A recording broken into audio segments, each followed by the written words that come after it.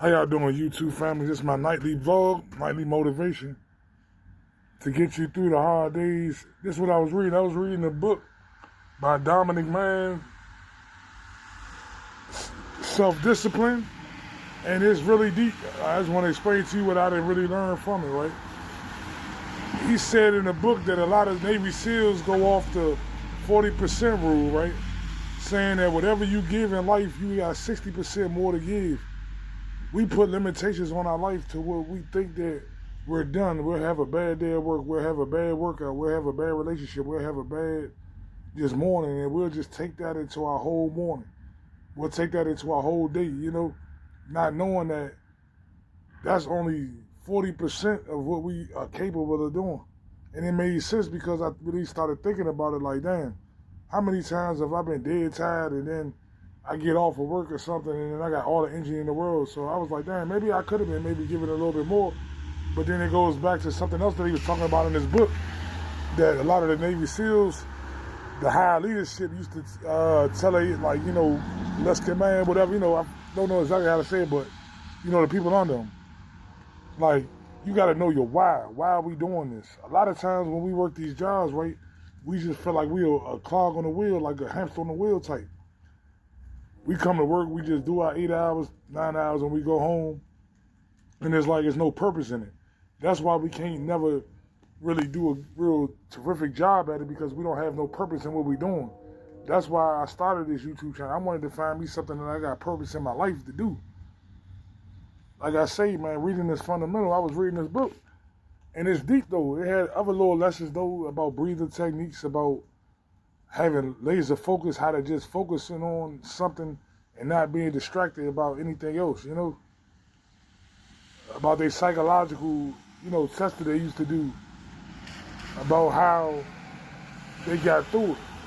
How did we get through any tough things in life? We got to go through it. And when we're going through it, sometimes we got to just get rid of the negative self-talk. They talked about that too, eliminating it.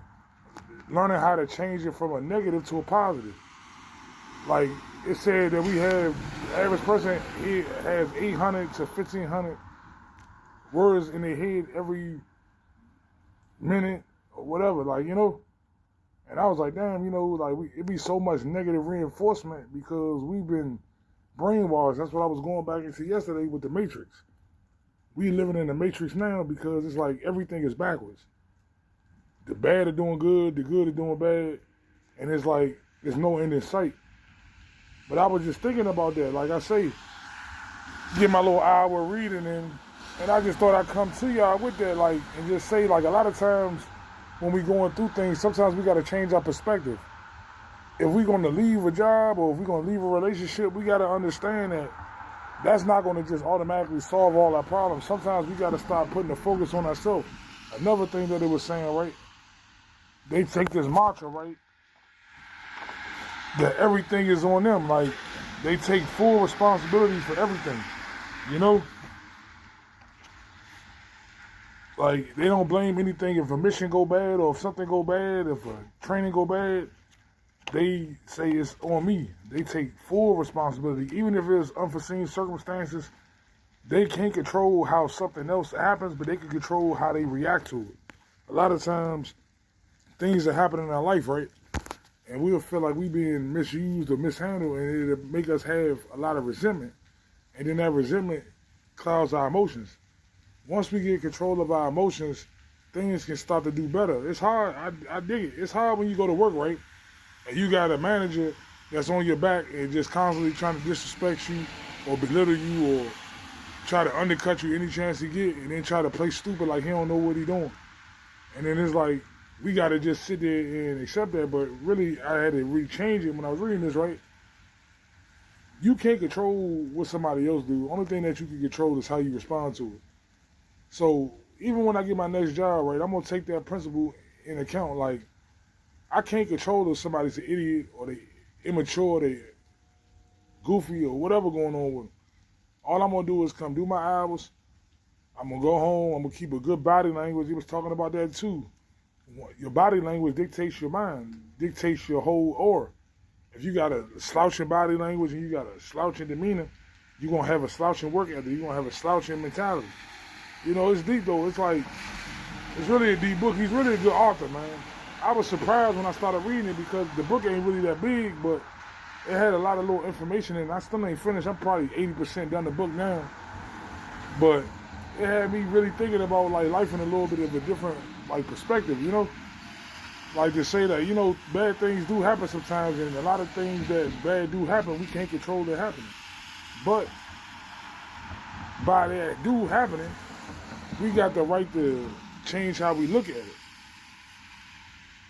So that was another thing. Then there was another thing they was talking about when they get thrown in the pool and how to be calm under hard circumstances. Like, a lot of times we be in meetings or job interviews, and the first thing we do, we'll be upset, and it's like it'll cloud our judgment. A lot of times you gotta breathe, you gotta be calm, you gotta say, okay, visualize it before you go to work. If you know you gotta write up or a pip coming or whatever going on, visualize what they can say. How could you go about it? Not exploding. A lot of times our emotions are getting in the way because we'll explode because we never really thought about it before we went through. You see what I'm saying? It made sense though. Like, when I was really reading that though, like, I never really thought about it in that sense, you know? So, as always though, you know, I'm just tapping in with y'all with some nightly motivation. Just to let y'all know that, man, when things going bad, we got the power to control our own destiny. We got the power to control how we react to things, how we respond. We don't have to always like everything, and we don't always even have to accept it, but if we're not going to accept it, we can still keep a good posture, we can keep a good energy in the process of leaving the situation. Because only thing we can control is our own actions. We can't control what's going on in the world, what somebody else chooses to do or not do. All we can control is what we are, what we do, you know? And that's all I wanted to leave y'all with though, you know? I'm going to get up with y'all, man. As always though, y'all like, comment, share, subscribe, and I'm going to get back with y'all again. The book is Navy SEAL Self-Discipline by Dominic Mann. Y'all check it out. I don't have a link on it because I ain't never get a promotional code for it from YouTube. And as I said, I'm also blessed because I am a Amazon affiliate now. So when I do get little books and stuff, I'm going to put the little link down there, try to save y'all some money, get y'all reading some stuff that I'm reading, you know? As always, though, I appreciate y'all.